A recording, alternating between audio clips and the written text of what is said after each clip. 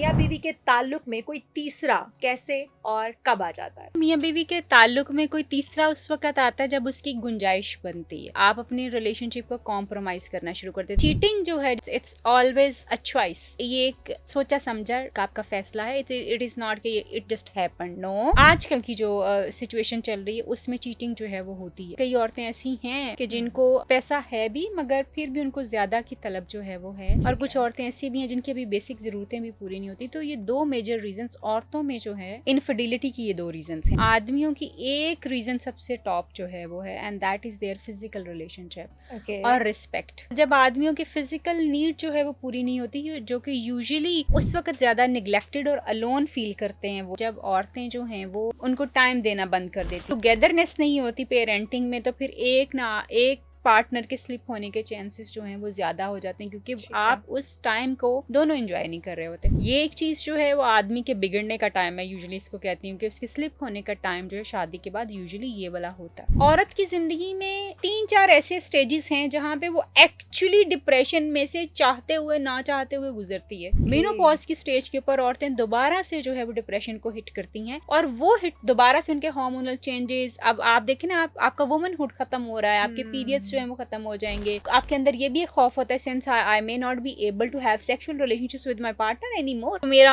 Husband जो है कहीं और चला जाएगा, मैं उतनी फिजिकली और सेक्सुअली अट्रैक्टिव नहीं रहूंगी कि मेरा हस्बैंड मेरे साथ चीजों को कैरी कर पाए। मियाँ बीवी के ताल्लुक में कोई तीसरा कैसे और कब आ जाता है?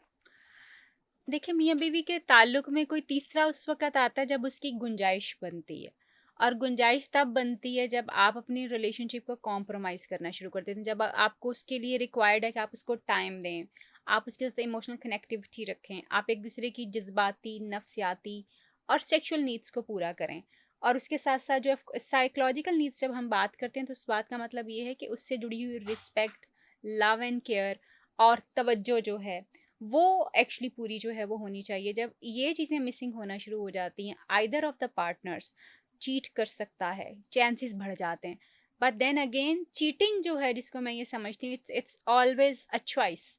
ये एक सोचा समझा एक आपका फैसला है। इट इज़ नॉट कि इट जस्ट हैपेंड। नो, आप फैसला करते हैं चीट करने का, मगर उसके पीछे जो है which is not acceptable even, अगर आप चीटिंग सोचे समझे कर रहे हैं तो आपको अपने रिलेशनशिप को फोकस करने की ज़रूरत है, ना कि आप किसी तीसरी जगह अपना रिलेशनशिप जो है किसी तीसरे को अपने रिलेशनशिप में ला के अपना रिलेशनशिप कॉम्प्रोमाइज़ करें। बट होता नॉर्मली ऐसे ही है, क्योंकि क्लिनिक पे भी जो लोग आते हैं जिनके एक्स्ट्रा मैरिटल रिलेशनशिप्स होते हैं, वो आके जब आप उनसे पूछते हो कि अच्छा व्हाट वाज द रीजंस के, मतलब आपका रिलेशनशिप जो है कोई और आदमी या औरत इसका हिस्सा बना, तो वो क्यों, तो वो अक्सर औरतों की तरफ से जो चीज़ें आती हैं वो ये कि जी हस्बैंड बिजी थे, टाइम नहीं मिलता था, बात करने का इनके पास टाइम नहीं होता था, रात को बहुत लेट आते थे, और अब कभी इनसे बात हो जाती थी तो हमेशा गुस्से में जवाब दिया जाता था, और ना इमोशनल नीड्स पूरी होती थी, ना फिजिकल नीड्स उस तरह से पूरी होती थी, तो फिर वो एक वैक्यूम क्रिएट हो जाता था। तो फिर उस वैक्यूम के लिए कि कोई सुनने वाला ही नहीं, क्योंकि औरत की फितरत में है कि वो सुना जाना चाहती है, वो अपना इमोशनल एक्सप्रेशन देना चाहती है, और वो चाहती है कि सुनने वाला जो है उसको वो उसी तरह से पैम्पर करे, उसको तवज्जो से सुने और फिर उसको रेसिप्रोकेट करे। यानी बिल्कुल, अगर उसकी मोहब्बत की, अगर उसकी सुनने की ज़रूरत है तो वो सुने, अगर उसको मोहब्बत करने की ज़रूरत है तो वो मोहब्बत करे, अगर उसको अप्रिशिएट करने की ज़रूरत है तो अप्रिशिएट करे, अपनी लव एंड केयर शो करने की ज़रूरत है तो वो ये करे। जब ये चीज़ें औरत के लिए रिलेशनशिप में मिसिंग होती हैं, तो वो यूजुअली आजकल की जो सिचुएशन चल रही है उसमें चीटिंग जो है वो होती है। अलॉन्ग विद दैट वो औरतें जिनके पास पैसा जिनके लिए एक मसला बना हुआ होता है, कई औरतें ऐसी हैं, मैं विद ड्यू रिस्पेक्ट ये कहूँगी कि जिनको पैसा है भी मगर फिर भी उनको ज़्यादा की तलब जो है वो है, और कुछ औरतें ऐसी भी हैं जिनकी अभी बेसिक ज़रूरतें भी पूरी नहीं होती। तो ये दो मेजर रीजंस औरतों में जो है इनफिडिलिटी की, ये दो रीजंस हैं औरतों में। लेकिन जब हम बात करते हैं आदमियों की, तो आदमियों की एक रीजन सबसे टॉप जो है वो है, and that is their physical relationship और रिस्पेक्ट। तो जब आदमियों की फिजिकल नीड जो है वो पूरी नहीं होती, जो कि यूजुअली उस वक्त ज़्यादा निगलेक्टेड और अलोन फील करते हैं वो लोग, क्योंकि वो इमोशनली एड्रेस नहीं हो पाते। जब औरतें जो हैं वो उनको टाइम देना बंद कर देती हैं, जब औरत जो है, हालांकि वो गुजरती तो बड़े एक नेचुरल प्रोसेस में से when she becomes a mother, तो उस वक़्त क्योंकि उसकी मसरूफ़ियत बहुत ज़्यादा हो जाती है, उसकी बेचारी की नींद नहीं पूरी होती, उसकी रिस्पॉन्सिबिलिटी बहुत ज़्यादा बढ़ जाती है, बच्चा इज़ फुल टाइम रिस्पॉन्सिबिलिटी। और कोर्स। हमारे यहाँ का क्योंकि कल्चर इस तरह का है कि बाप बहुत कम पार्टिसिपेट करता है बच्चे की परवरिश के अंदर, हुँ, उसको हैंडल करने में। तो ये चीज़ जो है, ये जो एक क्योंकि अब माँ की 100% रिस्पॉन्सिबिलिटी है, हुँ, माँ ने घर भी देखना है, बाहर भी देखना है, सारा कुछ मैनेज करना है। और उसके साथ उसको अपनी भी है कि वो इतनी टायर्ड है, उसने नींद भी अपनी पूरी करनी है, तो उस टाइम के ऊपर husband usually feels neglected, okay. Isolated और अलोन।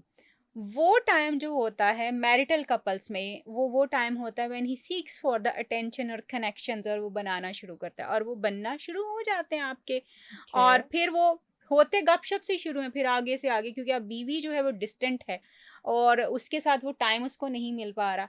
व्हाई? बिकॉज़ आपने एज़ हस्बैंड अपनी ये ज़िम्मेदारी नहीं ली कि आधा टाइम आप अपने बच्चे को मैनेज करें, या आपकी बीवी जब आपके बच्चे को मैनेज कर रही है, आप भी उसको थोड़ा बैठें, उसके साथ हुँ, कोलैबोरेट करें, चीज़ों को जो है वो मैनेज करें।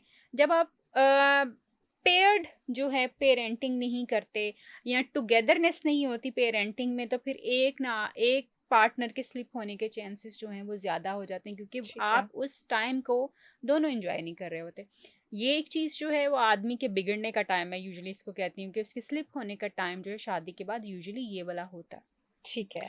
दूसरा जो टाइम है जब औरतें जो हैं, मतलब it's been like few years of marriage, और अब वो जो है वो सेक्सुअल इंटीमेसी उतनी नहीं रही, कम हो हुँ, गई है, और औरतों को ये लगना, क्योंकि औरतों का हार्मोनल साइकिल इस तरह का होता है, बच्चों के बाद यूजुअली कुछ औरतों की सेक्सुअल डिज़ायर्स बढ़ जाती हैं, कुछ लोगों की औरतें जो सेक्सुअल डिज़ायर्स बहुत कम हो जाती हैं। ठीक इसकी है। बहुत सारी रीज़न्स हैं जो कि हम ज़रूर, मैं आई वुड लव कि आप अगर उसको डिस्कस करें तो I would shed light on that कि वो क्या डेफ़िनिटली, होगा। डेफ़िनिटली। वो रीज़न्स भी बताते जाइए। हाँ, वो रीज़न्स जो है ना, यूजुअली देखें, जब बच्चा पैदा होता है ना, तो औरत गुज़रती है पोस्टपार्टम डिप्रेशन में से। हुँ, अब almost every female goes through this phase. और वो पोस्टपार्टम डिप्रेशन जो है ना, वो बड़ा किलिंग होता है। हुँ, औरत की ज़िंदगी में 3-4 ऐसे स्टेजेस हैं जहाँ पे वो एक्चुअली डिप्रेशन में से चाहते हुए, ना चाहते हुए गुज़रती है। चाहते हुए तो नहीं, सिचुएशंस इस तरह की होती हैं। ठीक है। उसमें पहली स्टेज जो उसकी होती है, वो होती है पोस्ट मैरिज। ओके।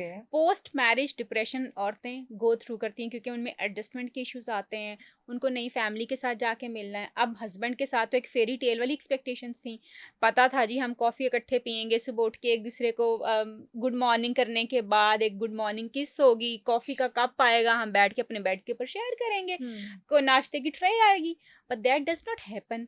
वो नहीं हुआ। अब आपका वो जो रियलिटी और फैंटेसी हिट करती है आपको, तो आप वहाँ पे, ये तो वो ज़िंदगी नहीं है व्हिच आई वांटेड। क्योंकि शादी के बाद क्या होता है, टक, टक, टक, बेटा उठो घर के काम सँभालो, सास-ससुर और फलाने का नाश्ता बना दो। सास-ससुर का नहीं हुँ, बना तो एटलीस्ट हस्बैंड का नाश्ता बनाओ, या दुरुस्त। ये वाली सारी चीज़ें।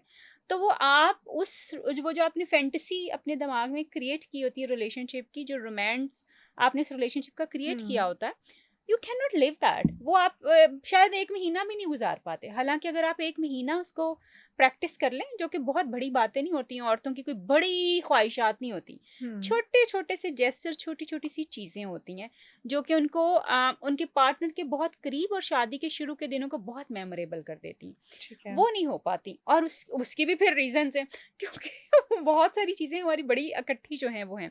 अच्छा, एक तो ये टाइम होता है जब औरत जो है पोस्ट मैरिटल डिप्रेशन में से गुज़र रही हुँ, है। दूसरी उसकी स्टेज जो डिप्रेशन की होती है, वो होता है उसके बच्चे की पैदाइश। ठीक है। उस टाइम क्योंकि अब उसका पूरा सिस्टम उथल-पुथल हुआ हुआ है, हुँ, और उसको खुद ही नहीं समझ आ रही हाउ शी कैन मैनेज, उसको रात को जागना पड़ता है, बहुत कुछ हो रहा होता है। तो वो टाइम उसका फिर से डिप्रेशन का होता है, और वो बड़ा बुरी तरह हिट करती है। एक ये हुँ, स्टेज होती है तीसरी। और तीसरी स्टेज औरत के ऊपर दोबारा उसका बायोलॉजिकल सिस्टम उसके ऊपर इम्पोज़ करता है, वो है उसकी मेनोपॉज़ की स्टेज। ओके। मेनोपॉज़ की स्टेज के ऊपर औरतें दोबारा से जो है वो डिप्रेशन को हिट करती हैं, और वो हिट दोबारा से उनके हार्मोनल चेंजेस। अब आप देखें ना, आपका वुमनहुड खत्म हो रहा है, आपके पीरियड्स जो हुँ, हैं वो खत्म हो जाएँगे, आपको हॉट फ्लैशेस आना शुरू हो जाते हैं। मे बी आप आपके अंदर ये भी एक खौफ होता है, since I I may not be able to have sexual relationships with my partner anymore, तो मेरा हस्बैंड जो है कहीं और चला जाएगा, या मैं उतनी फिजिकली और सेक्सुअली अट्रैक्टिव नहीं रहूँगी कि मेरा हस्बैंड मेरे साथ चीज़ों को कैरी कर पाए, और फिर आपको अपना वुमनहुड डिटीरियोरेट होता हुआ जो फील होता है। ये 3 स्टेजेस औरत की ज़िंदगी में, आप चाहें, ना चाहें, ये आती हैं, जहाँ ज़रूर पे वो आती है। हिट करती है डिप्रेशन को बायोलॉजिकली। अच्छा, ठीक है। अब यहाँ पे अनफॉर्चुनेटली हमारी औरतों को भी नहीं पता होता कि what is hmm, happening with them, क्योंकि हमने विमेन हेल्थ के ऊपर काम ही नहीं किया हुआ। हम अभी भी, इवन मैं भी उन लोगों में से शामिल हूँ जिसने औरतों की हेल्थ के ऊपर, मैं कोशिश जरूर कर रही हूँ कि मैं कर रही हूँ, हुँ, लेकिन मैं फिर भी उतना काम नहीं कर पा रही जितना मुझे करने की जरूरत बिल्कुल है, कि सही। जितना हमारा इसमें कंट्रीब्यूशन होनी ही कॉन्ट्री चाहिए। जितनी ज़रूरत है, कंट्रीब्यूशन नहीं, जितनी ज़रूरत है औरत की हेल्थ के ऊपर काम करने की,